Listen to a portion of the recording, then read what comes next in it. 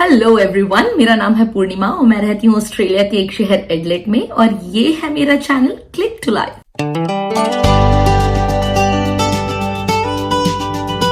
तो आज की इस वीडियो में हम जिस टॉपिक के बारे में बात करने वाले हैं उस टॉपिक के लिए मेरे काफी सारे सब्सक्राइबर्स ने मुझे रिक्वेस्ट किया था और वो टॉपिक है कि ऑस्ट्रेलिया में जब इमिग्रेंट्स आते हैं तो उन्हें कितना अमाउंट ऑफ मनी लेकर आना चाहिए ताकि वो ऑस्ट्रेलिया में बिना जॉब के भी 1 साल सर्वाइव कर सके। और इसी टॉपिक को आगे बढ़ाते हुए हम इसमें काफी सारे पॉइंट्स ब्रेक डाउन करेंगे। मैं आपको बताऊंगी कि क्या क्या खर्चा होता है यहाँ पर आने के बाद, 1 साल में आपको कितना पैसा चाहिए होगा यहाँ पे बिना जॉब के सर्वाइव करने के लिए, और मैक्सिमम अमाउंट ऑफ मनी आप कितना ला सकते हैं यहाँ ऑस्ट्रेलिया में। और हम ये सारी बातें करेंगे इंडियन रुपीस और ऑस्ट्रेलियन डॉलर्स में। और आज के इस वीडियो में मैं आपको जो भी अमाउंट बताने वाली हूँ वो मैं आपको बताऊंगी ऑस्ट्रेलिया के एडलेड शहर के एक्सपेंसेस को मद्देनजर रखते हुए, क्योंकि मैं रहती हूँ एडलेड में तो मैं एडलेड का ही जो भी खर्चा है या जो भी आपका यहाँ पे अमाउंट आपको चाहिए होगा मैं वो ही बता सकती हूँ। कंपेयर टू एडलेड, मेलबर्न और सिडनी, क्योंकि बहुत बड़ी सिटीज हैं, अगर आप सिडनी या मेलबर्न जा रहे हैं तो उससे ज्यादा ही अमाउंट आपको वहां पर लेकर जाना पड़ेगा। So without doing any further ado, let's start the video.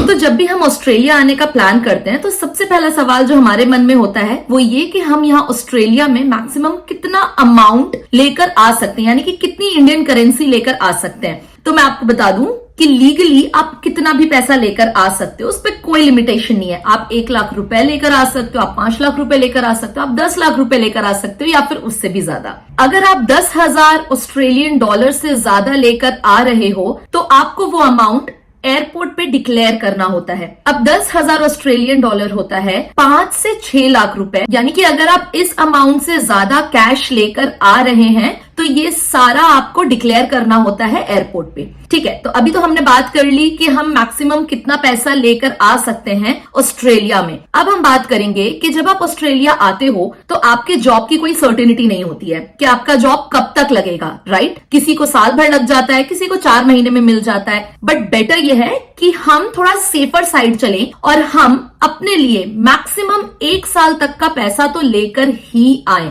मैंने मैक्सिमम इसीलिए कहा क्योंकि यहाँ आने के बाद हर कोई कुछ ना कुछ सर्वाइवल जॉब कर ही लेता है और सर्वाइवल जॉब से भी काफी कुछ एक्सपेंस निकल जाता है। अब ये सारे एक्सपेंसेस क्या क्या होते हैं हम थोड़ा वो ब्रेक डाउन करते हैं। तो अब मैं आपको ये सारा अमाउंट जो 1 साल के लिए आप यहाँ पर ला सकते हो वो मैं आपको बताऊंगी 3 कैटेगरी में। पहली कैटेगरी है फैमिली जिसमें एक कपल और एक बच्चा है, दूसरी कैटेगरी है कपल जिसमें बच्चा नहीं है और तीसरा कैटेगरी है सिंगल्स। तो अगर कोई फैमिली आ रही है जिसमें कपल है और एक चाइल्ड है तो उनको मैक्सिमम अमाउंट ऑफ मनी जो वो लेकर आ सकते हैं ऑस्ट्रेलिया 1 साल के लिए वो है 18 लाख रुपए से लेकर 22 लाख रुपए तक। तो इतना तो आप लेकर ही आए ताकि आपके 1 साल के खर्चे निकल सके बिना जॉब के। दूसरी कैटेगरी है जिसमें सिर्फ कपल्स हैं और कोई बच्चा नहीं है, तो ऐसे कपल जिसमें सिर्फ हस्बैंड और वाइफ हैं वो लेकर आ सकते हैं 13 लाख रुपए से लेकर के 16 लाख रुपए तक अपने पूरे 1 साल के एक्सपेंस के लिए। और जो तीसरी कैटेगरी है वो है सिंगल्स की। तो जो सिंगल्स हैं वो लेकर आ सकते हैं 9 लाख रुपए से लेकर 11 लाख रुपए तक पूरे 1 साल विदाउट जॉब यहाँ सर्वाइव करने के लिए। अब ये तो मैंने आपको एक रेंज बता दिया कि आप कितना अमाउंट लेकर आ सकते हैं। अभी हम डिस्कस करेंगे यहाँ पे खर्चे क्या क्या होते हैं। तो हम इस अमाउंट को अब ब्रेक डाउन करेंगे खर्चों की कैटेगरी में। खर्चे जैसे कि आपका रेंट, आपका ग्रोसरी, आपके daily essentials, transportation, utility and internet, kids schooling और वन टाइम एक्सपेंसेस। तो हम सबसे पहले स्टार्ट करते हैं रेंट के खर्चे से। अब रेंट का खर्चा डिपेंड करता है कि आप यहाँ आने के बाद कितना बड़ा घर ले रहे हो। नॉर्मली यहाँ आने के बाद हर कोई सबसे बड़ा घर नहीं लेता है, यहाँ पे लोग छोटे घर प्रेफर करते हैं और उन छोटे घरों को यहाँ पे यूनिट्स कहा जाता है। तो अगर आप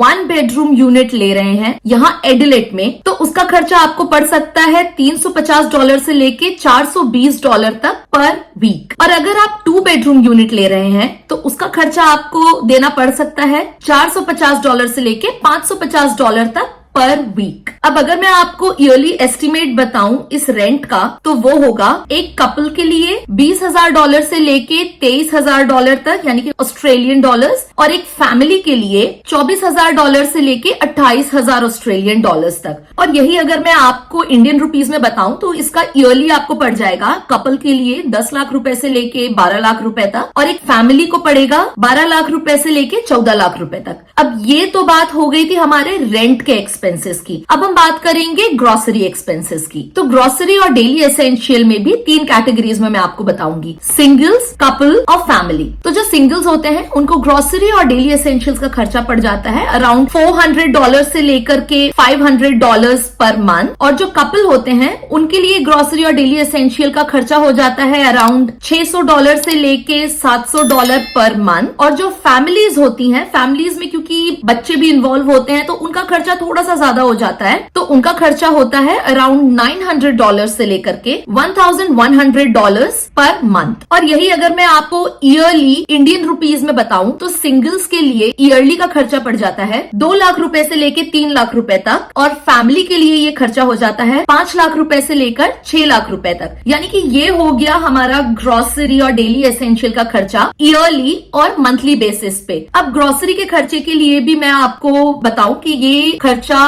वेरी कर सकता है हर इंडिविजुअल के लिए, डिपेंडिंग कि आप कितना खर्च कर रहे हो अपने ग्रोसरी पे। आप फ्रूट्स लाना ज्यादा प्रेफर कर रहे हो, या फिर आप फ्रोजन सब्जियां खा रहे हो, या फिर आप सब्जी ला के घर में बना रहे हो, आप किस तरह का खाना खा रहे हो। अगर आप ऐसा कुछ लग्जरी लेकर आ रहे हो जैसे कि नमकीन हो गया, या कुकीज हो गया, या चॉकलेट्स हो गया, वेफर्स हो गया, कोल्ड ड्रिंक्स हो गया, तो खर्चा बढ़ सकता है। बट नॉर्मली जब यहाँ पर लोग आते हैं और जॉब नहीं होती है तो 1 साल तक सबका हाथ टाइट रहता है और लोग थोड़ा सोच समझ के खर्च करते हैं अपनी ग्रोसरी पे। तो ये मैं जितना भी आपको बता रही हूँ एक एस्टिमेट खर्चा है जो सिंगल, कपल और फैमिली को पड़ सकता है। तो अब हम बात करेंगे ट्रांसपोर्टेशन के खर्चे की। तो सबसे पहले मैं बात करूंगी कि अगर आप यहाँ पर आकर कोई भी कार या अपना खुद का पर्सनल ट्रांसपोर्टेशन नहीं यूज कर रहे हो और आप पब्लिक ट्रांसपोर्ट यूज कर रहे हो तो उसका खर्चा आपको कितना पड़ सकता है। तो अगर आप पब्लिक ट्रांसपोर्ट प्रेफर करते हो तो पब्लिक ट्रांसपोर्ट का खर्चा आपको पड़ सकता है $50 पर वीक। यानी कि अगर मैं ईयरली आपको बताऊं तो ये आपको पड़ सकता है $2,500 पर ईयर, और इंडियन रुपीज में मैं अगर आपको बताऊं तो ये आपको पड़ सकता है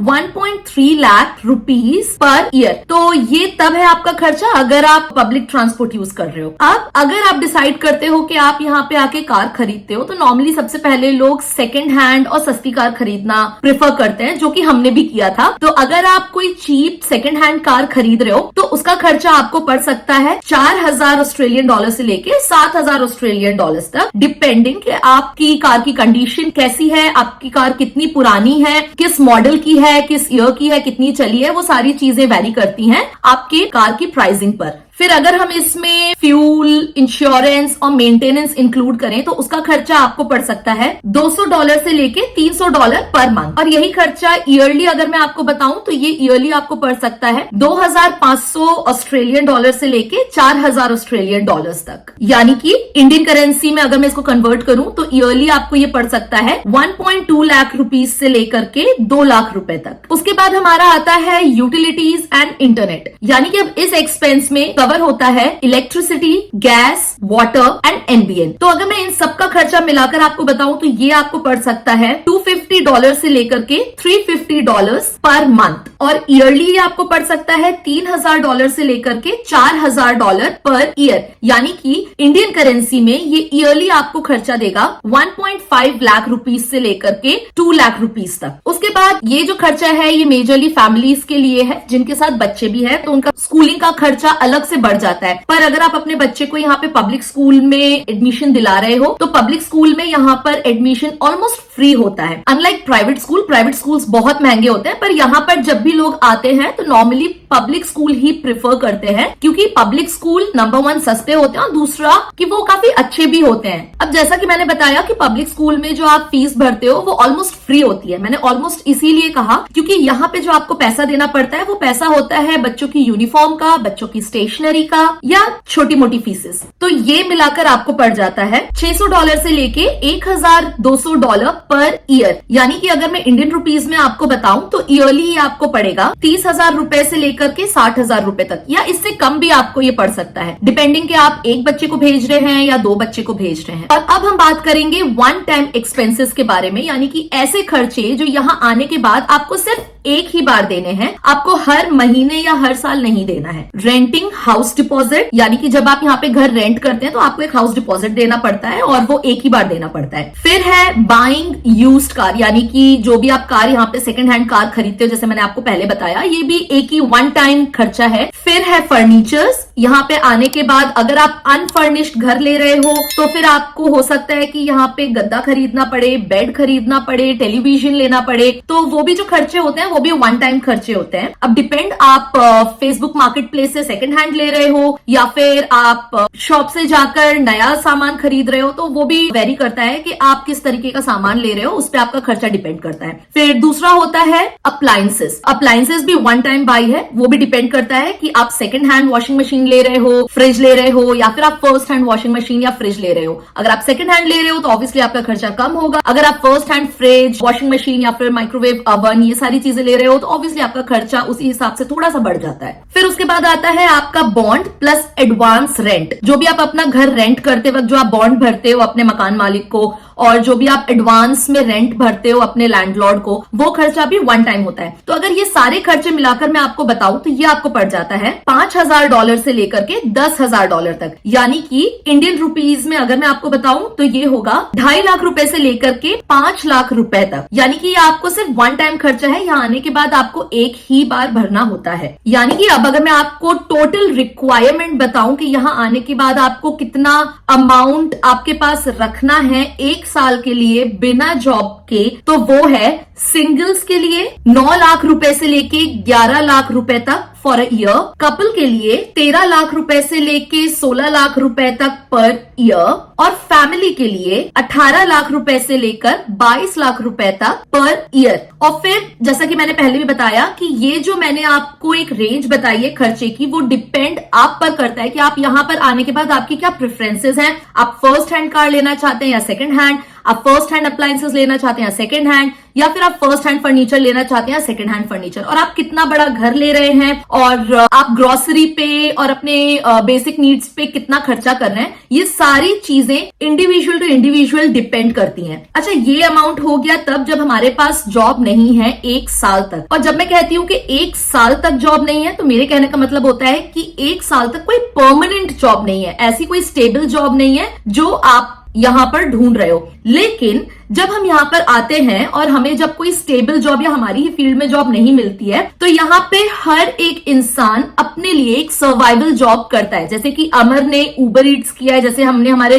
पिछले वीडियोस में बताया है। जब मुझे जॉब नहीं मिल रही थी तो मैंने यहाँ पे मैकडॉनल्ड्स में भी जाके इंटरव्यू दिए हैं just for the sake of survival. तो यहाँ पे हर कोई सर्वाइवल जॉब्स करते हैं, जैसे कि कोई उबर ईट्स करता है, कोई उबर ड्राइवर बनता है, कोई टैक्सी चलाता है, कोई पार्ट टाइम जॉब करता है, कोई वेयर हाउस में जॉब करता है, कोई कैजुअल जॉब करता है। तो यहाँ पर हर कोई कुछ ना कुछ कर ही लेता है, और इन पार्ट टाइम और कैजुअल जॉब से छोटा मोटा जो भी खर्चा होता है वो निकाल ही लेता है। और मेजरली जो खर्चा यहाँ पर होता है वो होता है घर के रेंट का। तो अगर आप जो भी कैजुअल या पार्ट टाइम जॉब कर रहे हैं, डिपेंडिंग कि आप कितने बड़े घर में रह रहे हैं, आपका एटलीस्ट घर का खर्चा तो उसमें से निकल ही जाएगा। इसीलिए यहाँ पर आने के बाद इतना भी पैनिक नहीं करना है कि हम कितना अमाउंट लेकर आए या कितना नहीं, क्योंकि यहाँ पर आने के बाद हर कोई कुछ ना कुछ करता ही है, और यहाँ पे कोई भी जॉब छोटी बड़ी नहीं होती है। तो सर्वाइवल जॉब्स करने में मैं तो यही कहूंगी कि कोई शर्म नहीं है। यहाँ तक कि जब कोई भी इमिग्रेंट यहाँ पर आकर सर्वाइवल जॉब करता है तो वो $400 से लेकर $600 तक का खर्चा